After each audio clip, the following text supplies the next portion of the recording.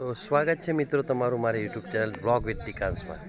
તો આજે અમે ઘુઘરિયા ગામે આવ્યા છીએ કાર્ય કરવા માટે। જે અમે કામ કરીએ છીએ તમને બતાવીશ આજે હું કે કેવું કામ કરીએ છીએ અમે। તો વિડીયો પૂરો જોજો અને વિડીયો આખો જોજો તો મજા આવશે તમને। અને ચેનલને લાઇક સબસ્ક્રાઈબ શેર અને કોમેન્ટ કરવાનું ન ભૂલતા બિલકુલ। તો ચલો હું બતાવવા જઈ રહ્યો છું। આવી રીતે પૂજાની થાળી તૈયાર કરી પહેલાં તો અમે, પછી સ્થાપન કરે આવી રીતે, અને પછી અમે ચાલુ કરી હેમાદ્રી, જે દેહ શુદ્ધિ માટે હોય છે। હેમાદ્રી પ્રયોગ તો કે હેમ કહેતા સોનું ને આદ્રી કહેતા પર્વત। આ સાંભળવાથી સોનાના ઢગલાનું દામ દીધું હોય એટલું કોઈ મળે, ખાલી સાંભળવા। એટલા માટે આને હેમાદ્રી કહેવામાં આવે છે। અને આ કાર્ય એ જ વ્યક્તિ કરી શકે જે નિષ્પાપી છે। તો ભગવાન નારાયણે એવું કીધું છે ગરુડ પુરાણમાં, જે હેમાદ્રી કરે એને હું પાપમાંથી મુક્ત કરી દઉં છું। તો સૌ પ્રથમ જ્યારે આ જગતમાં કંઈ પણ નતું ત્યારે અનંત સાગર હતો, એટલે કે અનંત સાગરના ક્ષીર સાગરના પેટાળમાં ભગવાન નારાયણ હજારો ફણાઓની શેષ ભગવાનની સયા કરીને સૂતેલા હતા। એ નારાયણને આ સંસાર એટલે કે આ બ્રહ્માંડને પેદા કરવાની ઈચ્છા શક્તિ ઉત્પન્ન થઈ। ભગવાનની નાભી એટલે કે ડૂટીમાંથી એક કમળની નાળ નીકળી, અને કમળ જેવું ખીલું અંદરથી 4 મોઢાવાળા બ્રહ્માજીની ઉત્પત્તિ થઈ। ભગવાને ચારેય બાજુ જોઈ, એમને અથા અંધારા સિવાય કઈ દેખાણું નહીં। પોતાનું મૂળ કે હું પેદા ક્યાંથી થયો એ જાણવાની ઈચ્છા કરી। તે કમળની નાળમાં બ્રહ્માએ ઉતરવાનું ચાલુ કર્યું। બ્રહ્માજી 100 વર્ષ સુધી ઉતર્યા પણ એનું મૂળ મળ્યું નહીં। મૂળ ન મળ્યું એટલે થાકીને બ્રહ્માજી ઉપર આવી ગયા। જેવા પલોઠી વાળીને બેઠા, તપહ તપહ તપહ નો નાદ સંભળાયો। બ્રહ્માજીને ખબર પડી કે મને કોઈ તપ કરવાનું ચીંધે છે, માટે ઓમ નમો ભગવતે વાસુદેવાય આ 12 અક્ષર વાળા મંત્રનો જાપ શરૂ કર્યો। એ જાપના પ્રભાવથી ભગવાન નારાયણની ઉપર પ્રસન્ન થયા। 4 હાથ વાળા શંખ ચક્ર ગદા કમળ વનમાળાથી જે શોભે છે, પિતાંબર જેને પહેરેલું છે, એવા નારાયણ પ્રસન્ન થયા। નારાયણે બ્રહ્માજીને બ્રહ્મ જ્ઞાનની પ્રાપ્તિ આપી। બ્રહ્માજીએ કીધું કે આ સંસારને પેદા તો હું કરું, પણ આધાર જોઈએ, આધાર વગર કઈ થાય નહીં। આ વડ અત્યારે ઉભો છે તો આ વડને નીચે જમીનનો આધાર જોઈએ તો જ વડ ઉભો રહે। બાકી આપણે કઈક હવામાં 4 ફૂટ તો વડ ઉગાડવાનો તો એ ઉગે નહીં। ઘરને બનાવવું હોય તો પેલા પાયો કરવો પડે, આધાર દેવો પડે। પગ વગર માણસ હાલી નો કે પગ નો આધાર છે। તો બ્રહ્માજીએ કીધું કે હું અહીંયા કરું છું આ અંધારામાં, અહીંયા કઈ આધાર જ નથી, તો મને આધાર જોઈએ। તો જે આપણું બ્રહ્માંડ હતું એ બ્રહ્માંડને જીતી હિરણ્યાક્ષ નામનો રાક્ષસી દરિયાના પેટાળમાં લઈ ગયો હતો। ભગવાને પહેલો અવતાર વરાહ અવતાર ધારણ કર્યો, મોઢું ભૂંદડાનું અને માણાનું શરીર।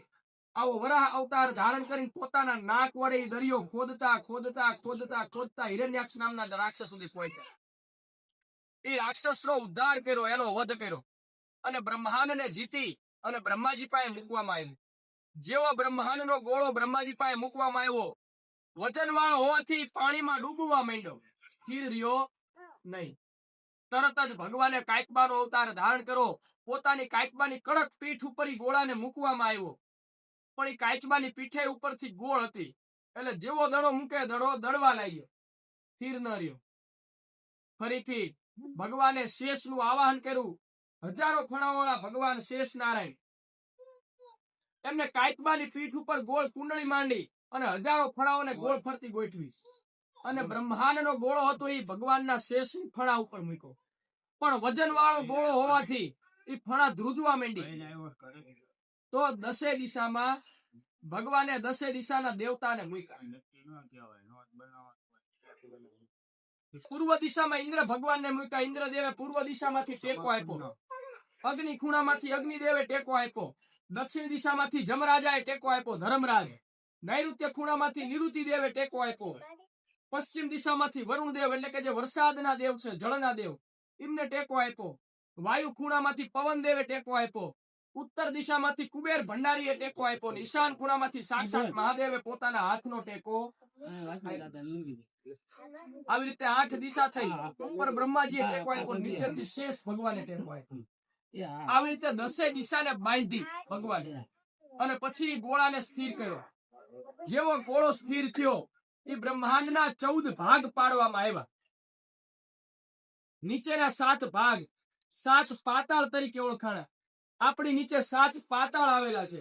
આપણી નીચે અતળ, વિતળ, સુતળ, તળાતળ, રસાતળ, મહાતળ અને પાતાળ. આ 7 પાતાળ આપણી નીચે આવેલા છે. એવી જ રીતે એ પાતાળ ઉપર પહેલા 7 લોકમાં પહેલો લોક આપણો લોક, જેને કહેવામાં આવે ભૂલોક પહેલો. આ ભૂલોકનું બીજું નામ પૃથ્વીલોક ને મૃત્યુલોક પણ છે. શું કામ? તો કે અહીંયા જેનો નામ છે એનો નાશ નિશ્ચિત છે. સજીવ વસ્તુ હોય કે નિર્જીવ વસ્તુ હોય, એકવાર એને મરવું પડે ને મરવું જ પડે. એટલા માટે આ ધરતીનું નામ મૃત્યુલોક છે. અહીંયા કોઈ અમર પાટો લઈને આવતું નથી. પાણો હોય ને પાણો એ વરહ પછી ખરવા માંડે. હાગ હજર ને સીસમ હોય ને એ 200 વર્ષ પછી ખરવા માંડે.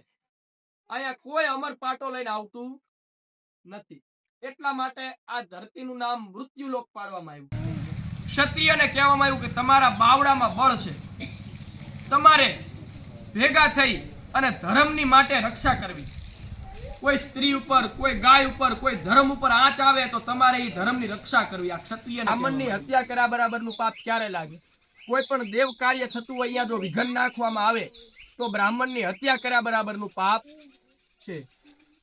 બીજું, આપણાથી મોટા કોઈ પણ બ્રાહ્મણ હોય, ગુરુ હોય, સાધુ સંન્યાસી હોય, માતા પિતા હોય, વડીલ હોય, કાકા દાદા હોય, એને મારવામાં આવે, એને તરછોડવામાં આવે, કે એનો હક ન દેવામાં આવે, કે એને 5 માણા વચ્ચે ન કહેવાના શબ્દો અપમાન કરવામાં આવે, તોય બ્રાહ્મણને મારી નાખ્યા બરાબરનું પાપ લાગે. અબોલ જીવને મારવામાં આવે, બ્રાહ્મણને મારી નાખ્યા બરાબરનું પાપ લાગે. તીર્થ ક્ષેત્ર ક્યાંય મંદિરમાં બેઠા હોય, મઠમાં બેઠા હોય, કે કોઈ જગ્યાએ ફરવા ગયા હોય, સોમનાથ, દ્વારકા, તીર્થ ક્ષેત્રમાં જઈને મંદિરના પટાંગણમાં ન બોલવાના શબ્દો બોલવામાં આવે, કોઈને ગાળું દેવામાં આવે, બ્રાહ્મણને મારી નાખ્યા બરાબરનું પાપ લાગે. ક્યાંય પણ દેવાતું દાન હોય, જો દાન દેવાતું અહીંયા આડો હાથ કરવામાં આવે, બ્રાહ્મણને મારી નાખ્યા બરાબરનું પાપ લાગે. સામલો વ્યક્તિ જે કંઈ પણ દાન આપતો હોય એને ઉજમથી આપતો હોય, અને આપણે જેને એમ કહીએ કે એલા એને એટલું બધું ન દેવાય, એને 50 રૂપિયા દઈ જોઈએ હાલ તો થઈ જશે. પણ ઓલો એના ઉજમથી 100 રૂપિયા દેતો હોય, જો આડો હાથ નાખવામાં આવે એ દાનમાં, બ્રાહ્મણને મારી નાખ્યા બરાબરનું પાપ લાગે. ચકલાનું ચણ, ગાયનો ચારો જો ઈ ઘરમાં લઈને ખાઈ જવામાં આવે તો પણ બ્રાહ્મણને મારી નાખ્યા બરાબરનું પાપ લાગે છે. આ બધા પાપ બ્રહ્મ હત્યા સમાન પાપ છે. બીજું પાપ છે દારૂ પીવો. તો કે કોઈ પણ એવો પદાર્થનું સેવન કરવું જેનાથી નશો ચડે, દારૂ પીધા સમાન પાપ કહેવામાં આવ્યો છે. દારૂ પીવો, ન ખાવાની વસ્તુઓ ખાવી, ન પીવાની વસ્તુઓ પીવી, આ બધા દારૂ પીધા સમાન પાપ છે. કોઈ અજાયણાના ભાણામાં વધેલું એઠું ખાવું દારૂ પીધા સમાન પાપ છે. કાંસાની તાળીમાં ઘી ગોળ દૂધ એક કરીને ખાવું દારૂ પીધા સમાન પાપ છે. કપિલા ગાયનું દૂધ પીવું દારૂ પીધા સમાન પાપ છે. જે ગાય આખી કાળી છે એને કપિલા કહેવામાં આવે. આંચળ સહિત જે ગાય કાળી હોય ને કપિલા ગાય કહેવામાં આવે. એનું દૂધ છે એ શંકરનો હક છે. જ્યાં સુધી એનું દૂધ શંકરને ટીપવું તે છેવટે ચડાવવું પડે, ન ચડે તો એ દૂધ દારૂ સમાન છે. એ ગાય જેવી જેના ઘરે હોય એ શંકરનો હક છે. થોડુંક તો થોડુંક દૂધ શંકરને ચડાવીને પછી ઘરમાં વાપરવું. કોઈ પણ વ્રત રહ્યા હોય, 11 રહ્યા હોય, મોળાકત રહ્યા હોય, કે કોઈ પણ વ્રત રહ્યા હોય, દશામાના કીના, તમે ફરાળ એકટાણા કરતા હોય, કોઈ પણ વાર રહ્યા હોય, એમાં જો લસણ ડુંગળી ખાઈ લેવામાં આવે દારૂ પીધા સમાન પાપ છે. એ વ્રત બળી જાય તોય દારૂ પીધા સમાન પાપ છે. તો આ દારૂ પીધા સમાન પાપ કીધા છે. અર્થે ભગવાન મહાદેવ ચરણ કમલે તથા ભગવાન વાસુકી દેવતા ચરણ કમલે નીલ ઉદ્વાહ તથા વિષ્ણુ પૂજન સહિત નારાયણ બલિ યથા મિલિત ઉપચાર દ્રવ્યૈ અહમ કરીશે. ભગવાનના ચરણમાં પધરાવી દો. તન મે મનઃ શિવ સંકલ્પમસ્તુ. ડાબા હાથની આંગળીથી ચોટેલું પાડી દો. ભગવાનને ટપોરો કે તાસમાં ખખડાવવાની નહીં ચમચી.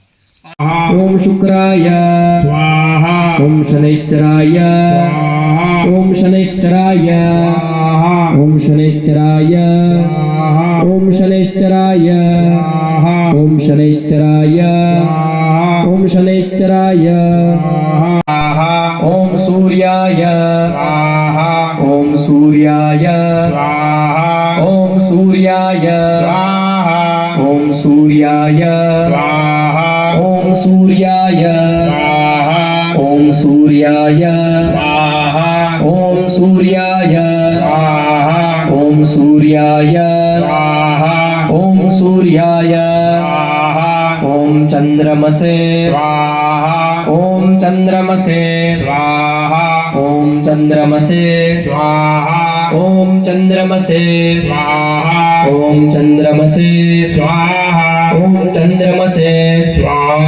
ઓમ ચંદ્રમસે ઓમ ચંદ્રમસે ઓમ ચંદ્રમસે ઓમ ચંદ્રમસે ઓમ ચંદ્રમસે. પછી આવી રીતે અમે કામ પૂરું કર્યું અને હવન કરાવ્યો.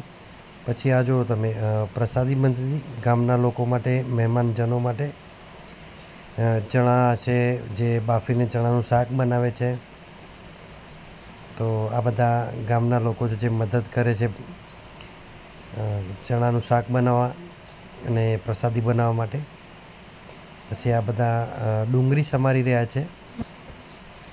જો તમે ગામડાનું જીવન કેટલું સરસ હોય છે. પછી નાના નાના છોકરાઓ પ્રસાદી ગ્રહણ કરે છે.